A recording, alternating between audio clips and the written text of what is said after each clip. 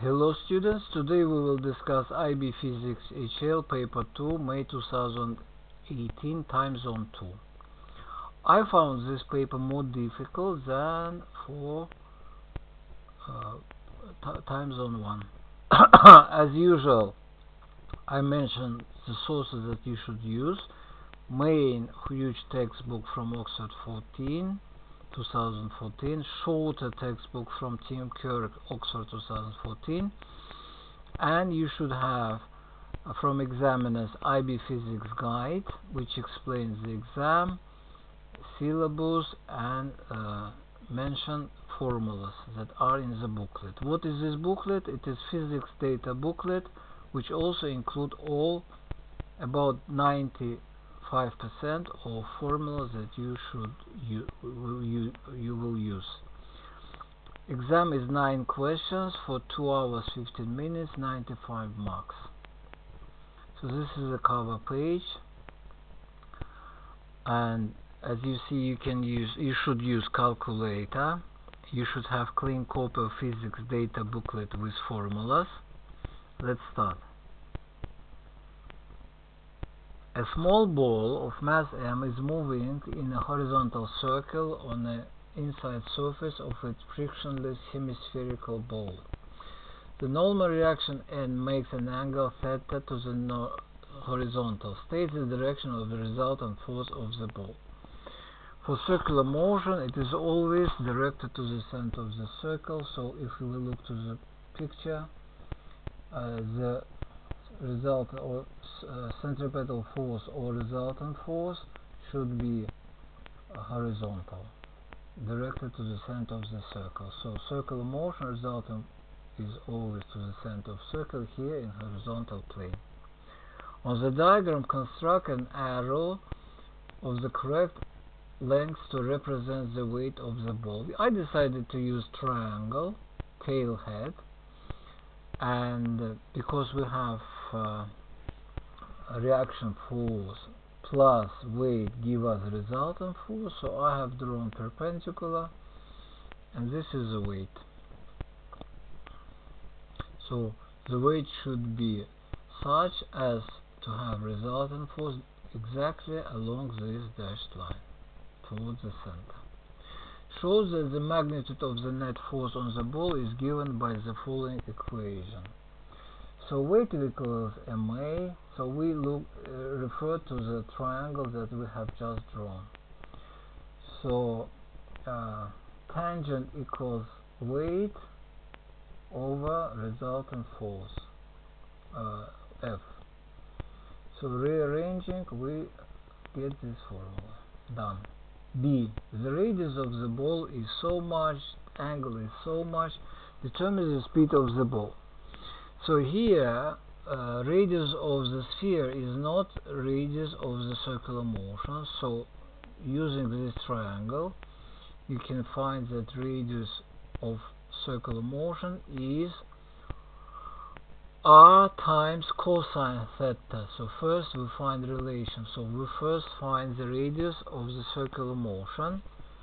Then from section 6.1 of data booklet, centripetal force equals mv squared over r.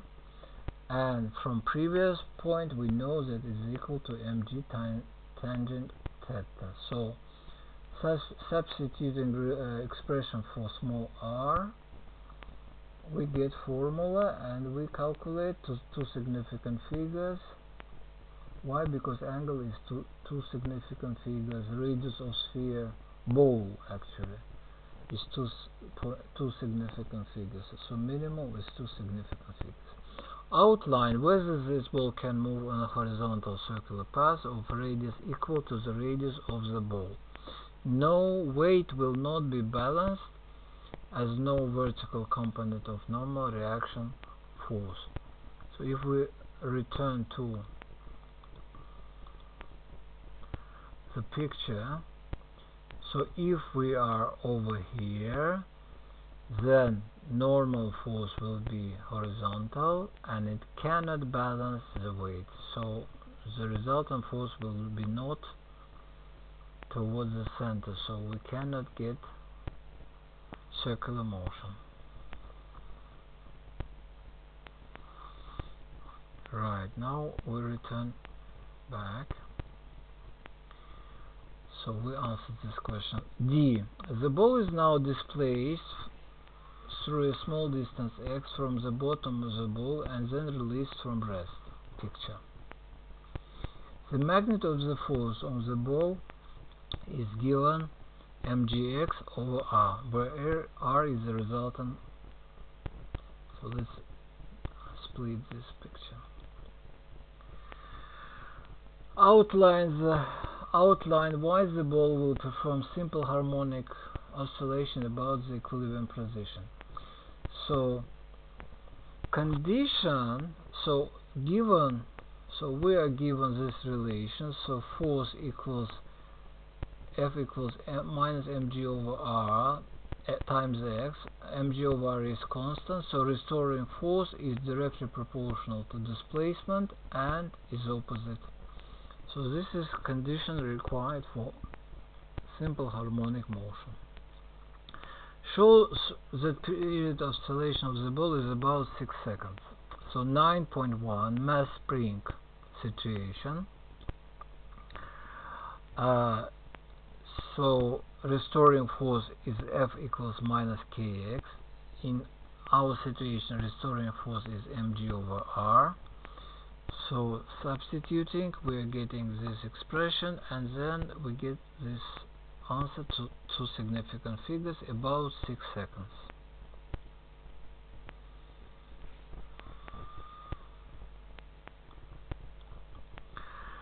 The amplitude of oscillation is so much. On the axis, draw a graph to show the variation with time of the velocity of the ball during the period. So we found that period is about 6 seconds.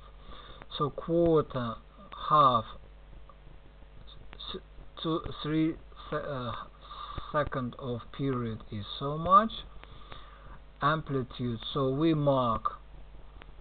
can also mark one more position here at the beginning, for example. Right. So we mark 1, 2, 3, 4, 5 positions.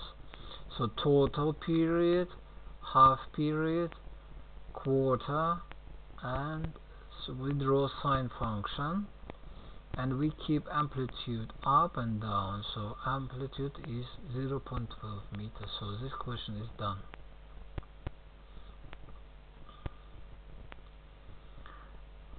A second ball, let's move here. A second ball, identical. The second identical ball is placed at the bottom of the ball, and the first ball is displaced so that the height from the horizontal is equal to 8.0 meters. The first ball is released and eventually strikes the second ball. The two balls remain in contact. Calculate in meters the maximum height reached by the two balls. Because they stick together, we don't have elastic collision, so kinetic energy changes. So we have, let's say, not conservation of total mechanical energy. So energy and momentum consideration. Total energy is not conserved as they stick to each other. Before collision, for first ball, kinetic energy equals potential at the start. So in this way we find with which speed, because kinetic energy is linked to mv to the speed, we can find with which speed the first ball is reaching the second ball. Then we use conservation of momentum, and momentum before equals mass times velocity, and then they move together with some speed x. So this speed x is half of speed of the collision, and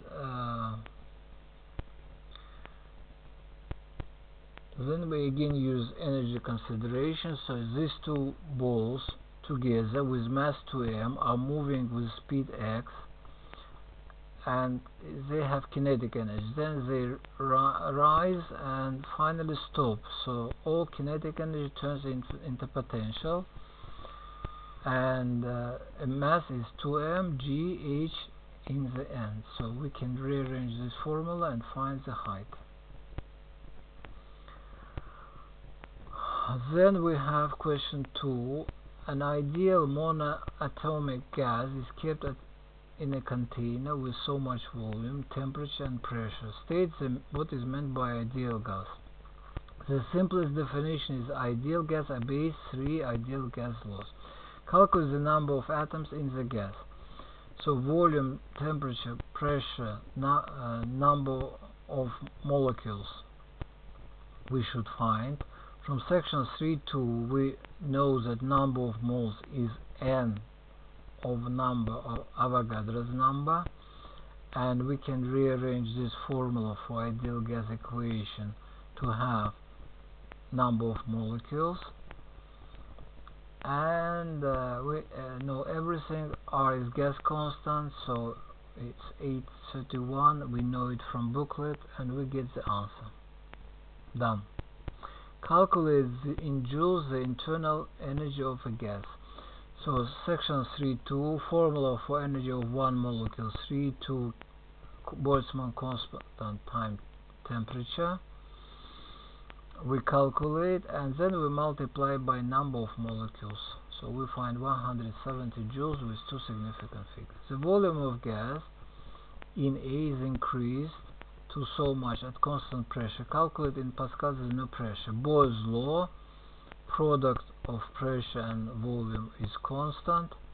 Rearranging for pressure 2, we can find pressure 2. Explain in terms of molecules, molecular motion, this change in pressure. So pressure, what happened to pressure? Pressure, when volume increased, pressure decreased. As volume increased, speed didn't change, molecule collide with walls less frequently, and hence pressure decrease. Okay, so pressure decreases. 2 points I think we deserved. We talked about speed and we talked about pressure. A loudspeaker emits sound towards an open end of a pipe. The other end is closed. A standing wave is formed. The diagram represents the displacement of air in the pipe at an instant. So here amplitude is 0. All molecules at this position were displaced to the right, and at this position to the left. What we should do, let's see what we should do. Outline how the standing wave is formed. Standing wave is the result of superposition of two waves moving to the left from loudspeaker and reflected from the closed end moving to the right. X and Y represent the equilibrium position of two air molecules in the pipe. The arrow represents the velocity of molecule at A. Draw an arrow on the diagram to represent the direction of motion of X. So I have done it here, so it is to the right, and not very big arrow because amplitude displacement is not very big. So displacement, let's say, equal to this height roughly. Label position N, that is a node of the standing. I label 2 points at the close end and here. The speed of the sound is so much, length of the pipe is so much. Calculate the frequency of the sound. So distance between two nodes equals lambda over 2, and lambda over 2 is 2/3 of the pipe, or lambda over 2 plus lambda over 4 is length, doesn't matter. So from this we understand that length is 4/3 of length, wavelength is 4/3 of total length. And from wave equation we find frequency, which is c over lambda. C is speed of sound divided by wavelength, so we get 850 Hertz. Next, okay, now we can get rid of separator. The loudspeaker in A now emits sound towards an air-water boundary. A, B, C are parallel wavefronts emitted by the loudspeaker. The paths of wavefronts A, B in water are not shown. The wavefront C has not yet entered the water. Not entered. Okay.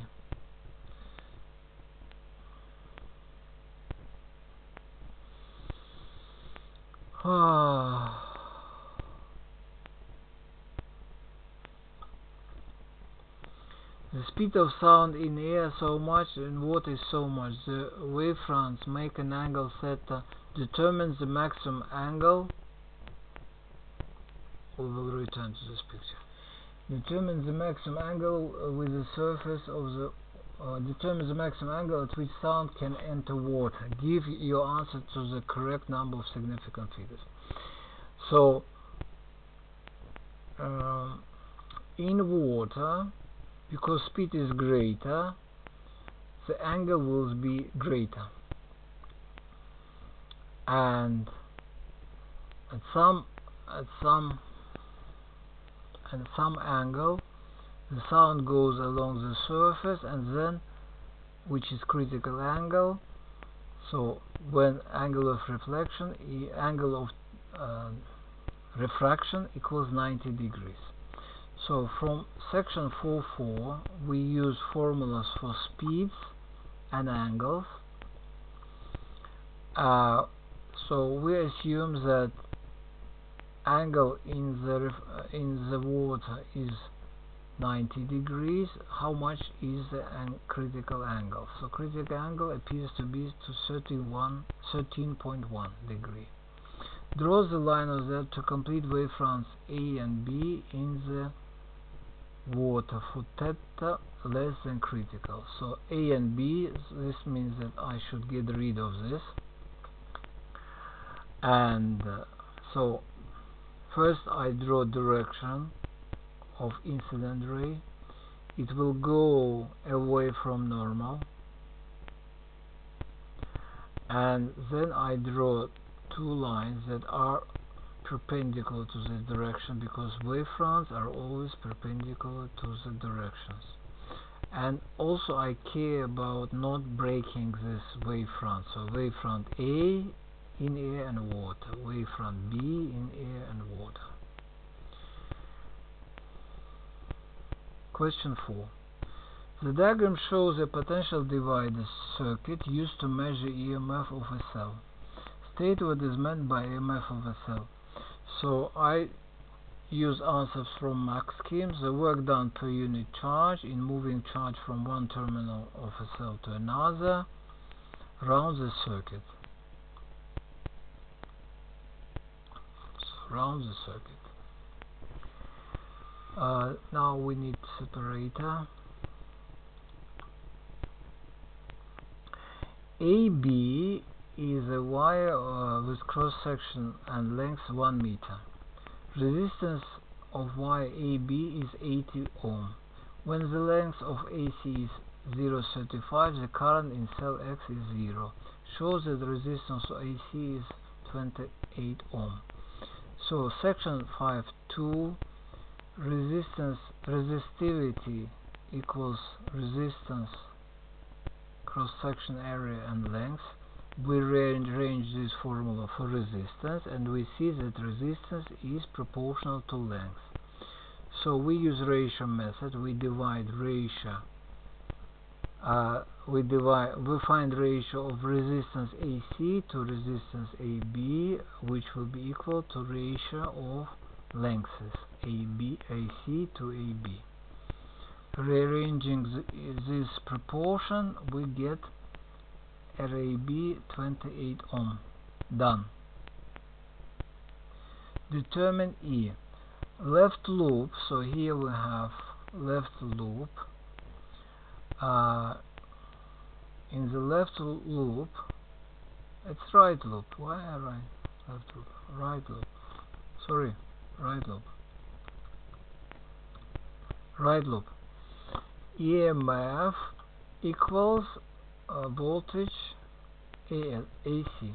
This is why we don't have current. Voltage AC equals current. Now we look to this left circuit. Voltage AC equals current in this circuit multiplied by resistance. Current in this circle is EMF divided by resistance. So using these values we get 4.2 volt. Cell X is replaced by a second cell of identical EMF but with internal resistance 2 ohm. Comment on the length of AC for which the current in the second cell is 0. So I took answer from the Mach scheme, which is very good. Since the current in the cell is still 0, there is no potential drop across internal resistance, and so length would be the same. So answer and explanation, 2 points. Question 5. So we need separator. Question 5.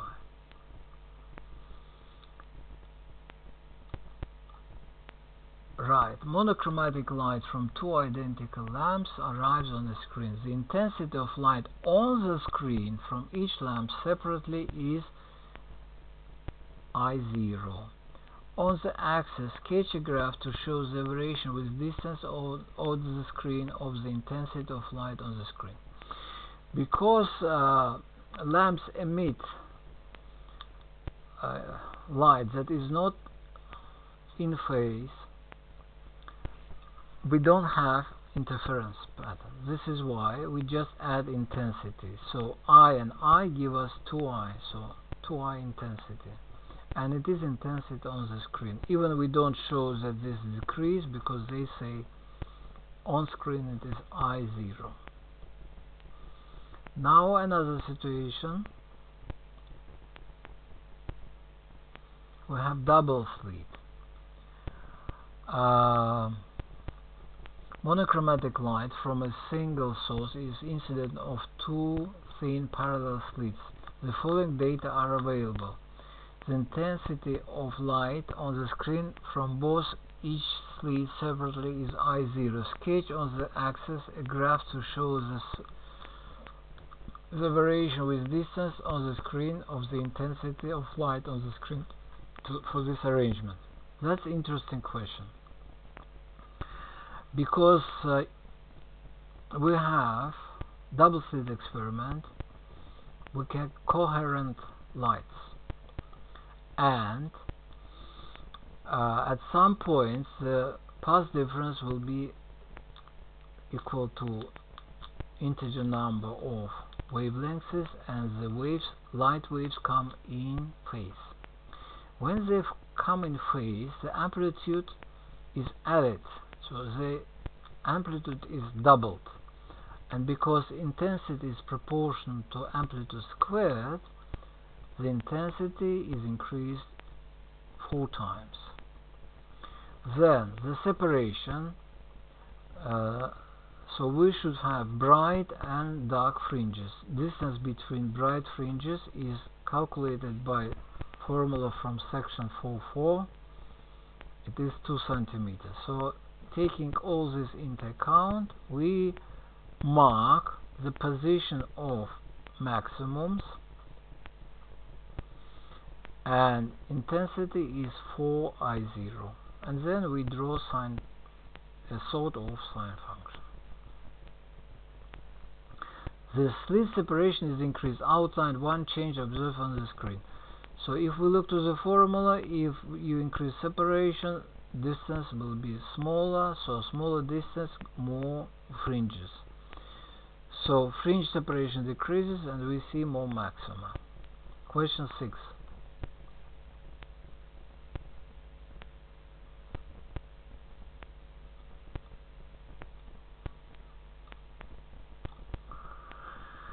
A planet has radius r, a distance h above the surface of the planet, the gravitational field strength is g and gravitational potential is v. State what is meant by gravitational field strength. So definition: gravitational field strength is gravitational force per unit mass. So it is force per mass or over mass on a point test mass. Shows that V equals minus GR plus H. So from section 10.2 we have formula for potential at distance R plus H from the center. The force is given by this expression. G will be force over mass, this expression, and now we can, instead of G over R plus H, instead of G R plus H, we can put this expression into this formula and we get the answer. Draw a graph on the axis to show the variation of gravitational potential V of the planet with height h above the surface of the planet. So formula that we have looks like this. At infinity it is 0. At height h it has some value, so here it is minus gm over r, and then as the function 1 over x shifted by this radius r, we get this for x is asymptote. X0 is the asymptote because when it goes to infinity, approach infinity, potential is assumed to be 0. A planet has a radius so much. At point P above the surface of the planet, gravitation physicists calculate the gravitation potential. So they want us to use the formula that we just got. So we do it very accurately and we get the answer. The diagram shows the path of an asteroid as it moves past the planet. When the asteroid was far away from the planet, it has negligible speed. Estimate the speed of asteroid at point P as defined in right.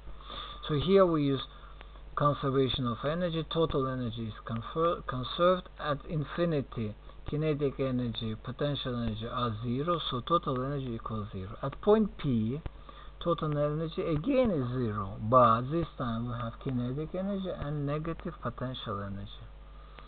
So using our values that we got before, we calculate the speed to two significant figures. The mass of the asteroid is so much. Calculate gravitational force experienced by the planet when the asteroid is at point P. So we have formula F equals mg. G we know, mass we know, so it's easy. Question 7. In a pumped storage hydroelectric system, water is stored in a dam at depth of 34. The water leaving the upper lake, so here we have bulk of water. It has center of mass, and we are going to calculate potential energy using this center of mass. So center of mass moves down, water flows away, turns the turbine. Water flows out at rate so much, the density is so much. Estimate the specific energy of water in the storage tank, giving approximate unit for answer. Energy equals mass mgh, but here h is average height. Average height. Specific energy means per 1 kilogram is energy divided by mass. So we divide by mass our expression and we get gh, and h is average height, so we get two significant figures. Answer.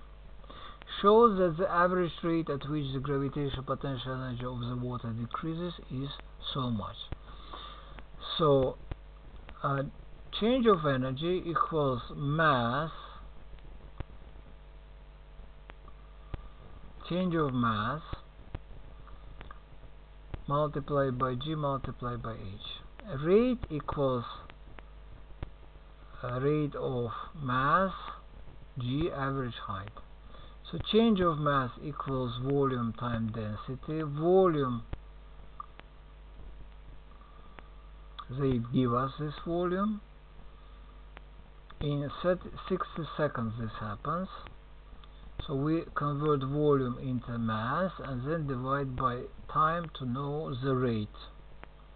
So we put this rate of mass flow and we get about 2.5 gigawatt. The storage tank produces so much, find efficiency. That's very easy. Section 2.3 for efficiency, useful power out by in, we get 72%. After the upper lake is emptied, it must be refilled with water from the lower lake, and this requires energy. Suggests how the operators of the storage system still make a profit. Water is pumped back at times when the price of electricity is low. This is answer from Max scheme, and I think that if rain falls by no cost, you are getting this filling the storage tank. Question 8. So we have cloud and Earth. Cloud is negative, Earth is positive, and here we have some information. Right. Shows so let's consider this system as a capacitor and shows that the capacitance is so much. So question sections 11.3, formula for capacitance. Permittivity of air is given. We calculate and everything is okay. Calculate the involves the potential difference. So from definition of capacitance we can find potential difference and everything is okay. In joules the energy, section 1.3, formula for energy, done. Lightning take place, shows that about 11, so the time constant of system is so much, lightning strikes for so long. Shows that so much charge is delivered from thunder cloud base to the Earth surface. 11.3, charge on left base is changing left on base on cloud is changing, dropping by this formula. So after the time given it comes to 14.2 and it was minus 25, becomes right.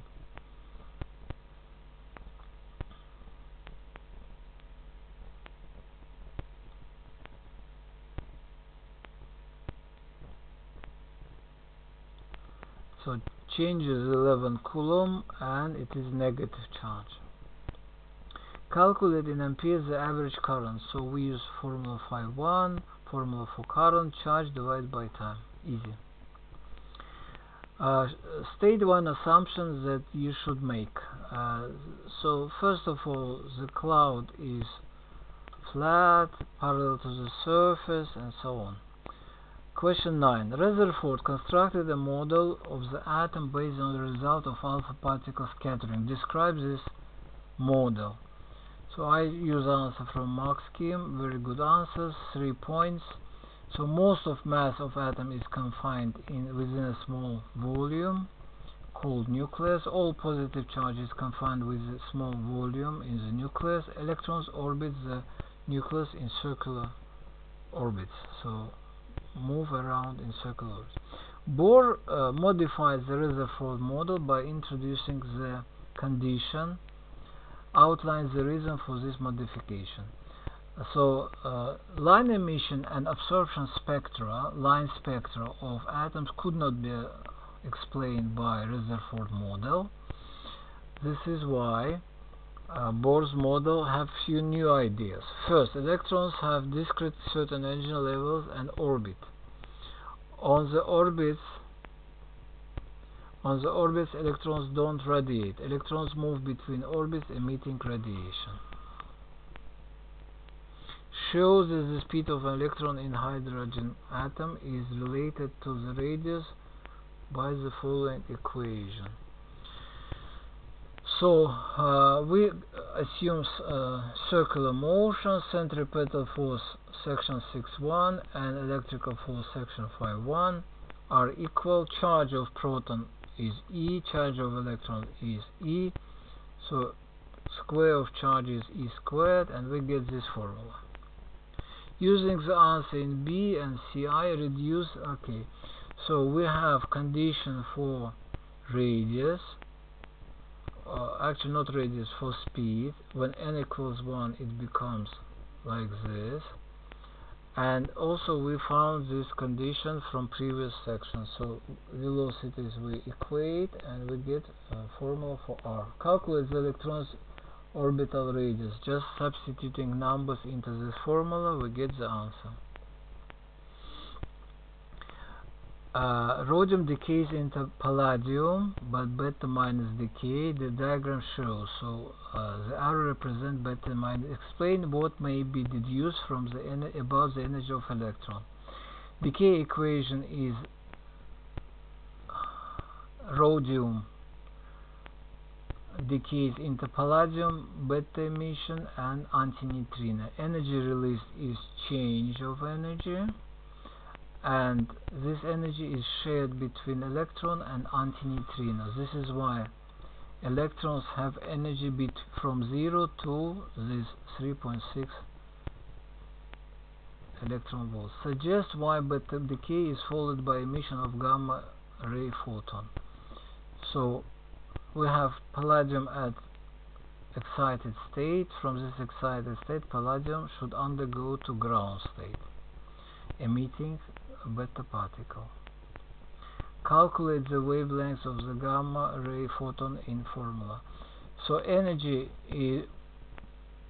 will be 0.48 mega electron volt. We turn it into joule by factor 1.6 10 minus 19. From section 7.1 we have formula linking energy and wavelength, and we can find wavelength. Beta minus decay is described by the Feynman diagram. Draw labeled arrow to complete. So in this diagram, antineutrino should go against the time, and this particle is beta minus boson. Why minus boson? Because we need a negative charge. Finished. Thank you for attention. See you next time.